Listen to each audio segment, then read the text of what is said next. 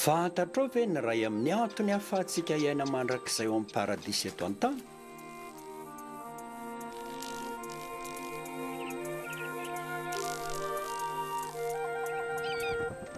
Anisan'ny fototry ny fanantenantsika ny tovolahy iray nitoky tamin'Andriamanitra.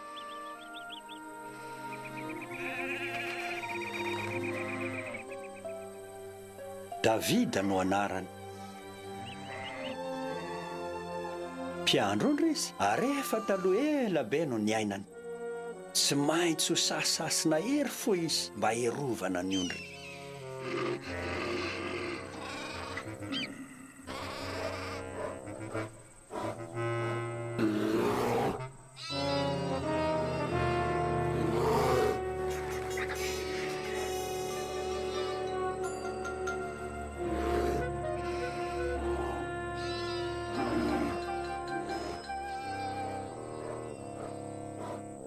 Tsy maintsy niady tamin'ny orsa iray Davida ny ray mandeha.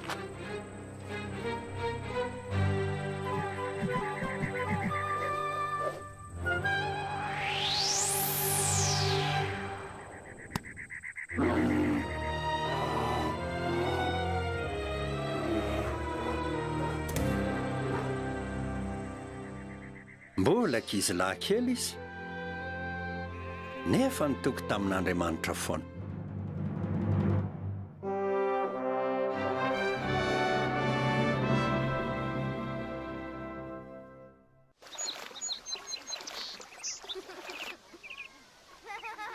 Tsotra be ny fiainana tany amin'ny arivo taona talohan'i Kristy, tamin'ny andro nitondrany Saoly mpanjaka. Tsy nankatoan'Andriamanitra nefa Saoly ary tsy nanam-pinoana. Tsy afaka natoky azy intsony Jehovahandriamanitra. Ny rany ary Samuela mpaminany mba hitady mpanjaka tsara kokoa. Asa nampidodozy zany. Nahoana? Hovonoiny Saoly Samuela raha fantan'ilay zavatra ataony. Nasainy Jehovah nitondra ombivavy Samuela mba ho toy ny hoe andeha hanao fanatitra. Tsy ho hitan'ny Saoly amin'izay ny tena anton'ilay fitsidihany.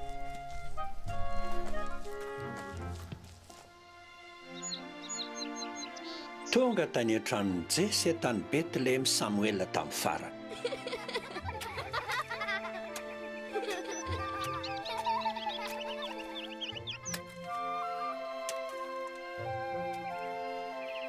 Nananjanaka 8 lahy Jesy. Nahitany Eliaba lama to, izay lava ranjanany Samuela, ka nieritreritra hoe ity mihitsy ny tokony ho fidiko.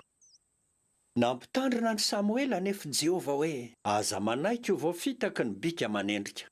Hitako ny tena toetra n'ilay olona ao anatiny. Nijery ny zanaky Jesy enina hafa Samuela.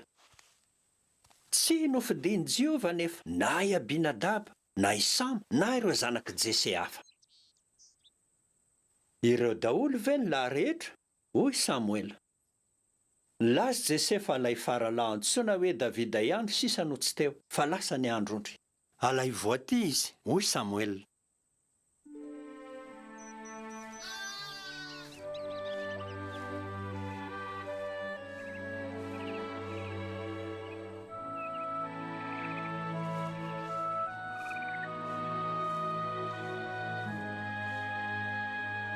Hifidy azy tokoa ve Jehova?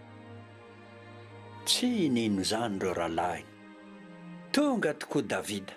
Ary hitany Samuela fa zazalahy tsara taresy baribarimaso izy, na dia mbola kely aza.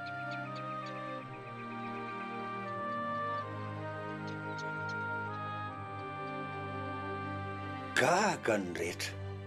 Fa nilaza tamin'i Samuel Jehova hoe io lay atoky ahy.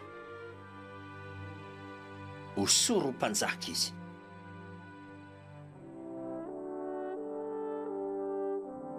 Nahazo ny fanahy Jehova Davida nanomboka teo.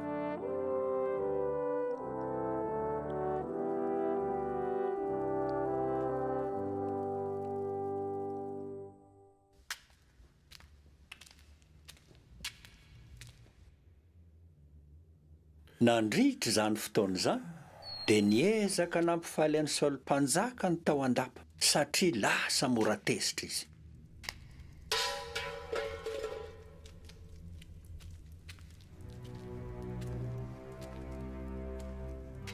Fantatry Saoly mpanjaka ratsy fanahy fa nolavin'Andriamanitra izy. Lasa mora tezitra sy nitebiteby be izy. Tena nanjary natahotra azy ny mpanompony. Inona no azo atao mba hampifalifaliana azy? Nila zavatra nampitony azy izy. Nisy tandapa nanome sosikevitra ny hitendrena mozika mamelombelona amin'ny harpa. Nisy mpitendry harpa mahay ary natsoina. Izy ary izy io? Tsy izy zany fa i Davida. Nanjary tiany Saoly Davida satria nahafaly azy ny mozika no nitendreny.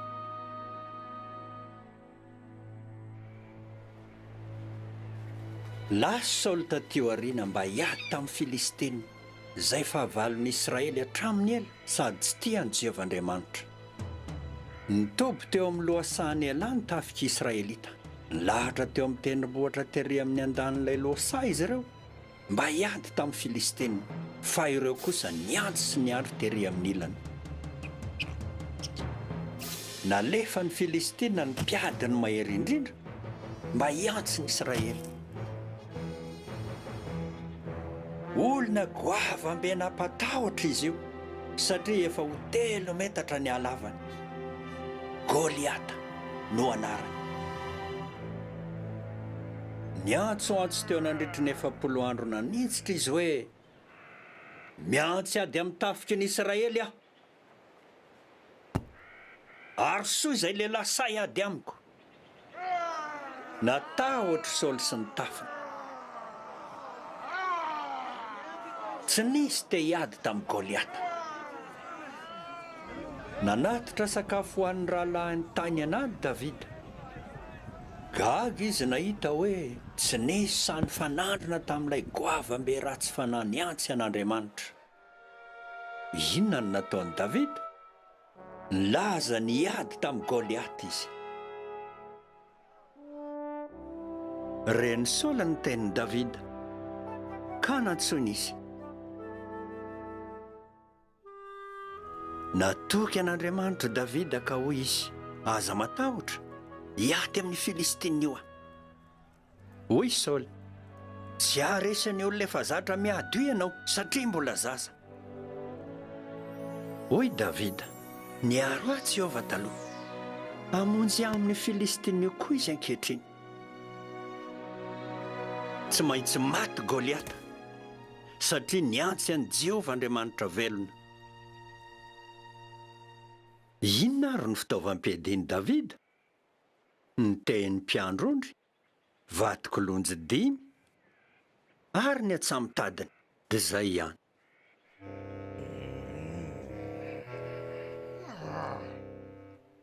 Gaga tanteraka ilay lehilahy goavana. Iza koa ty ankizilahy kely tonga hiady aminy ty? Alika nga no hitondrany alahy tena. Manatona ty, dia ataoko sakafo ny vorona sy ny biby alahy. Hoy Davida, ianao manatona miaraka amin'ny sabatra sy lefina ary lefipoy, fa izaho kosa manatona anao amin'ny anaran'i Jehova.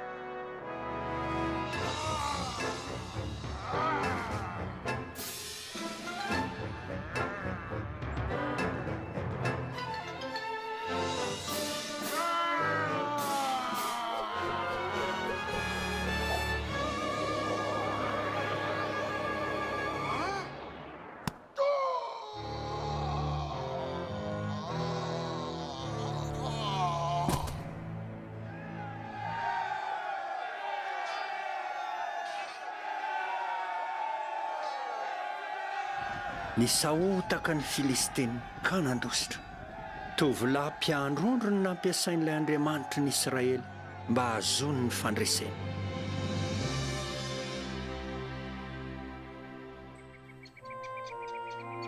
Reny Jonatana zanak'i Saoly ny momba ilay ady. Nampiaika azy ny fandresen'i Davida ny Goliata. Tsy nialina izy, fa vao maika kosa aza tiany Davida. Nanjary mpinamana be Davida sy Jonatana. Nanome toky izy fa ho tohanany hatramin'ny farany Davida.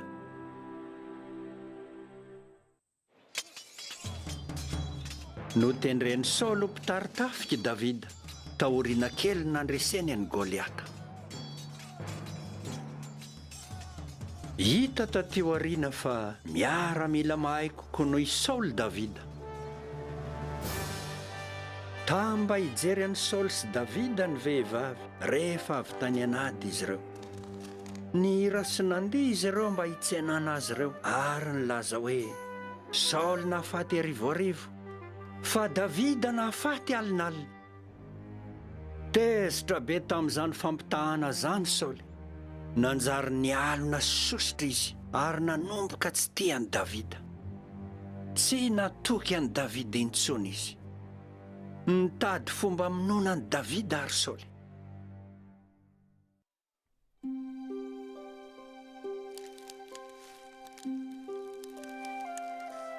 Nananjanaka vavy tsara tarehy Saoly, Mikala no anarany.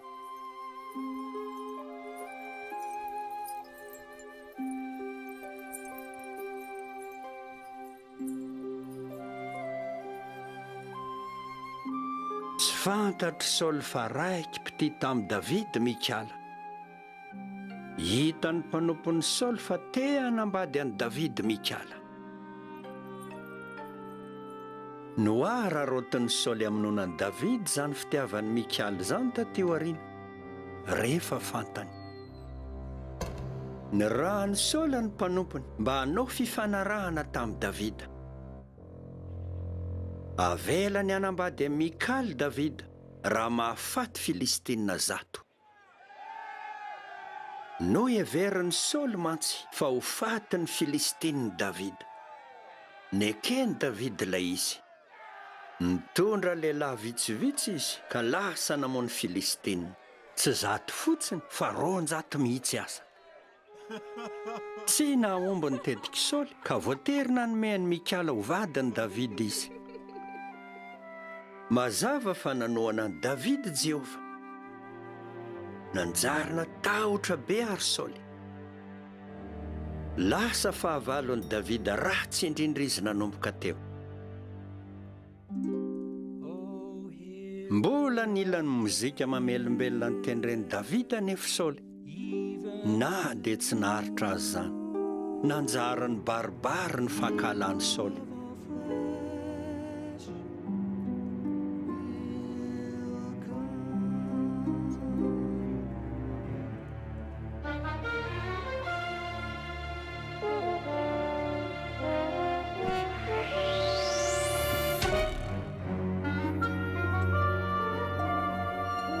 Nandositra nakany an-tanànan'i Davida.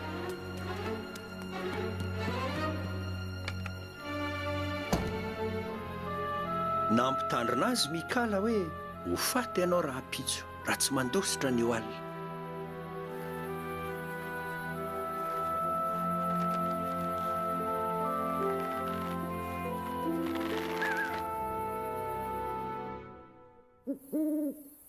Nandeha niafina tany anefitra i Davida sy ny miaramila ny vitsivitsy. Nanenjika ny Davida Saoly sy ny tafiny.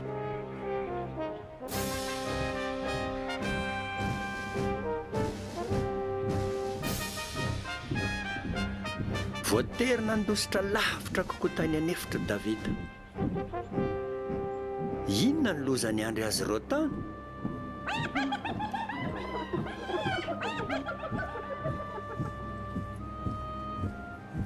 Nitady hatraiza Saoly, fa tsy nahitany Davida. Tapa-kevitra ny hamono an'i Davida nefa izy.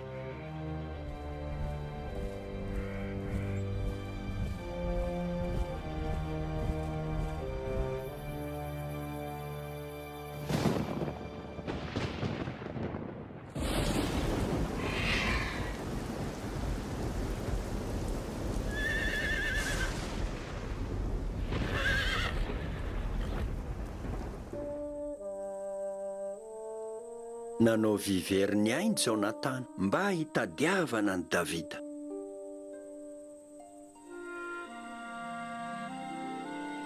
Te ampahery any Davida izy. Sarotra ny nahita ny Davida.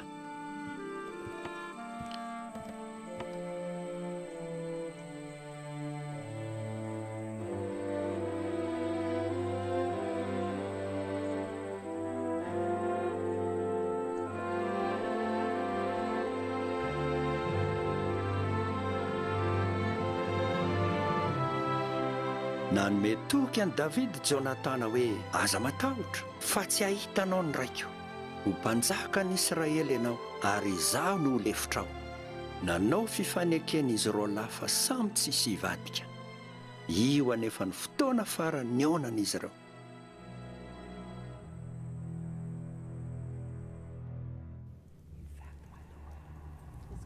Hitan'ny Saoly taty aoriana ny toerana niafenan'i Davida. Nitondra lehilahy 3,000 indrindra izy mba handidina ny Davida.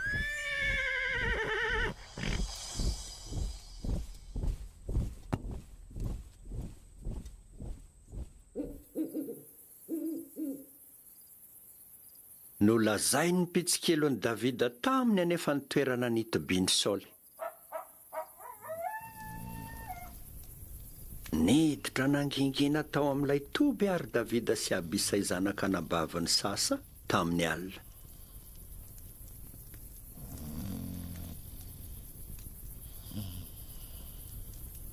Natory daholo ny mpiambina.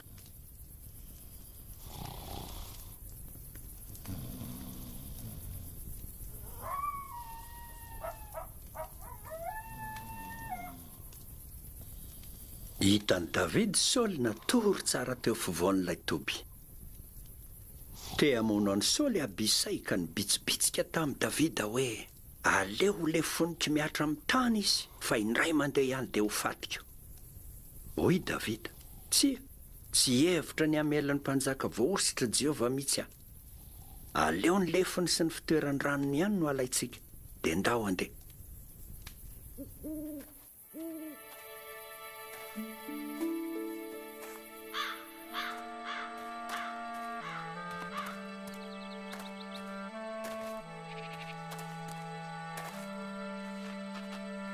Teo atapo ny tendrombohitra iray teo akaiky Davida avy eo no niantsoantso ny lehibe ny mpiambina ny Saoly hoe nahoana ianao no tsy niambina ny mpanjakanao? Saika nisy hamono izy. Jereo fa ty amiko ny lefin'ny mpanjaka sy ny fitoerany ranony.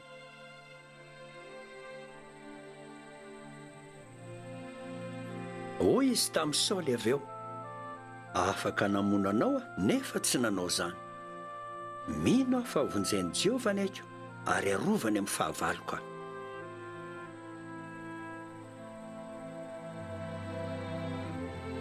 Hoy Saoly, ho tahiny ianao ry Davida, ianao tokoa no mpandresy.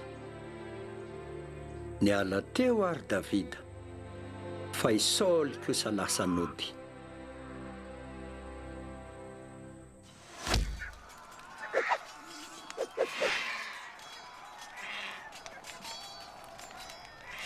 Niady tamin'ny Filistina indray ny Israelita, ary nisy zavatra nampalahelo tamin'izay. Tratra ny Filistina tany amin'ny tendrombohitra Gilbo Saoly. Novonoan'izy ireo ny zanaka lahin'ny Saoly 3.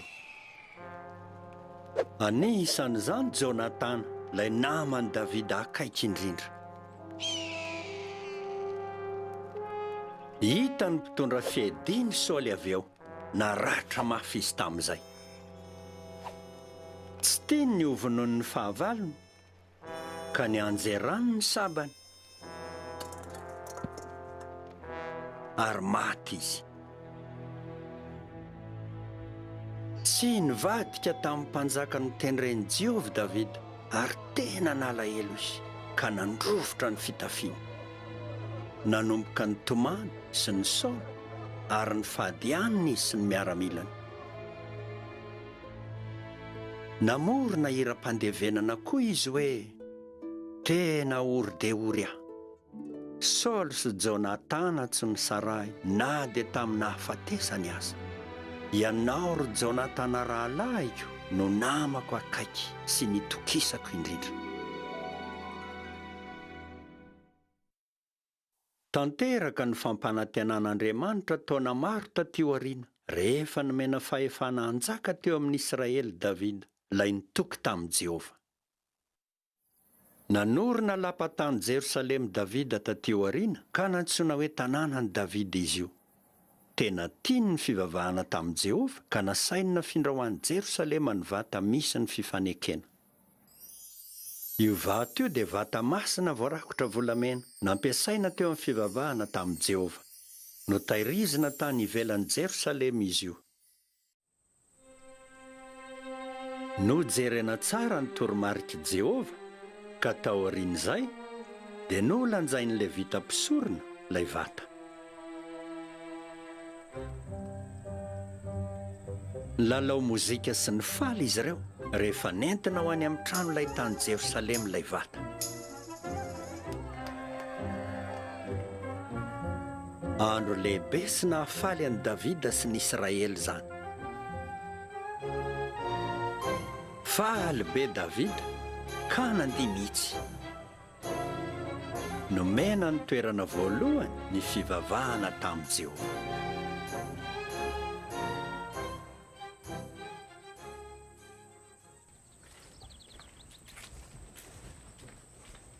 Niady ampinaritra Davida tao an-dapany. Fantany anefa hoe trano ilay mba nitoeran'ilay vata nisy ny fifanekena.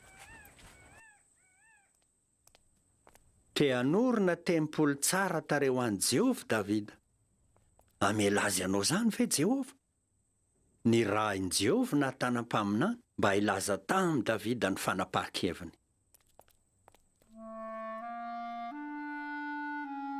Gaga anefa Davida rehefa nilazany Natana hoe tsy izy no hanorina ilay tempoly satria miara-mila mpiady izy. Ny zanany kosa no hanao azy io. Mazava ho azy fa nalahelo Davida. Nanao fifanekena hafa tamin'i Davida Jehovah dia no hoe ny fianakaviany foana no anjaka. Anjaka mandrakizay eto an-tany amin'ny farany ny ray amin'ny taranany. Izy io no ho mpanjaka tsara indrindra ho an'ny tany.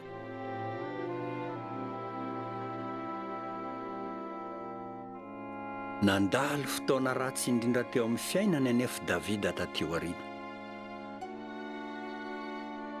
Mpanjaka tsara izy, nefa nanao fahadisoana lehibe koa. Nijery amin'ny Batseban'andro izy na dia vadin'olon-kafa azy izy io. Tiany alainy Batseba. Ka naniraka olona akazy izy ary nitondra azy tany am-pandriana. Nasainy novonoana tany anady avy eo ny vadin'i Batseba.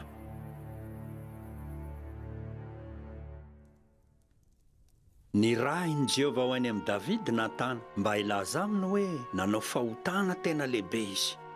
Tsy ho faty anefa izy no ilay fampanantenana momba ilay fanjakana. Anasazy mafy azy kosa Jehovah. Nasehon'i Davida fa tena nanenina tamin'ny zavatra nataony izy. Nitomany izy rehefa nanoratra ao amin'ny Salamo faha 150 hoe mamindrafo amiko Andriamanitro araka ny fahasoavanao. Taminao dia taminao ihany no nanontako, ary izay ratsy ao imasonao no efa nataoko. Namela ny heloky Davida Jehovah.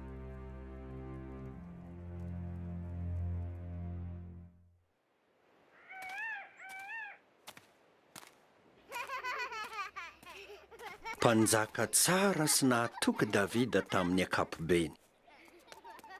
Nisy fiadanana sy firoboroboana teo amin'ny Israely nandritra ny fanjakany.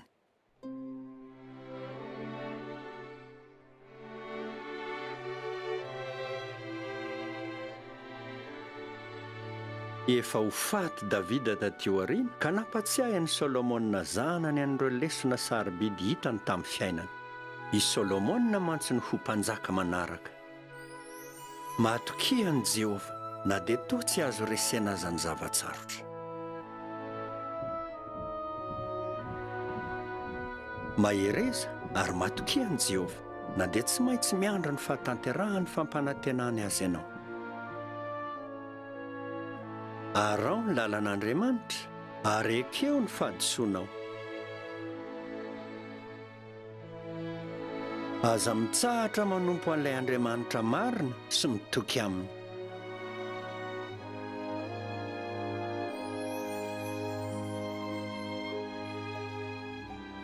Tadidio fa avy amin'ny fianakaviantsika no hiavian'ilay fanjakana mandraka izay nampanantenain'i Jehova. Nanomboka tanteraka ny fampanantenana momba ny fanjakan'Andriamanitra natao tamin'i Davida rehefa lasa mpanjaka ny Israely Solomona. Nanjary no hosorana ho mpanjaka Jesosy Kristy taty aoriana noho io fampanantenana io.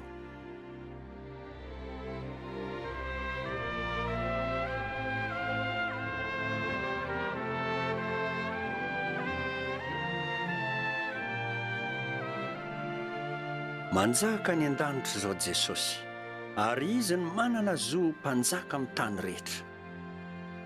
Hanjaka eo amin'ny paradisy eran-tany izy.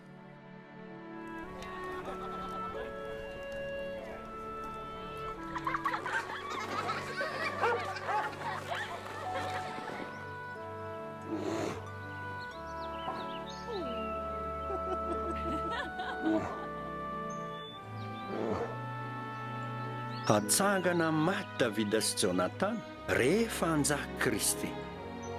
Iona ny ray izy ireo.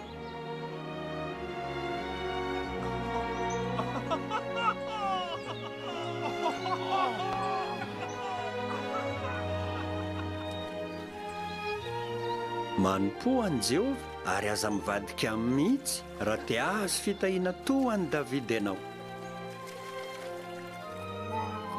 Hahazo fiainana mandrakizay ianao amin'izay ka hahita ny Davida sy Jonatana ao amin'ny tontolo vaovao.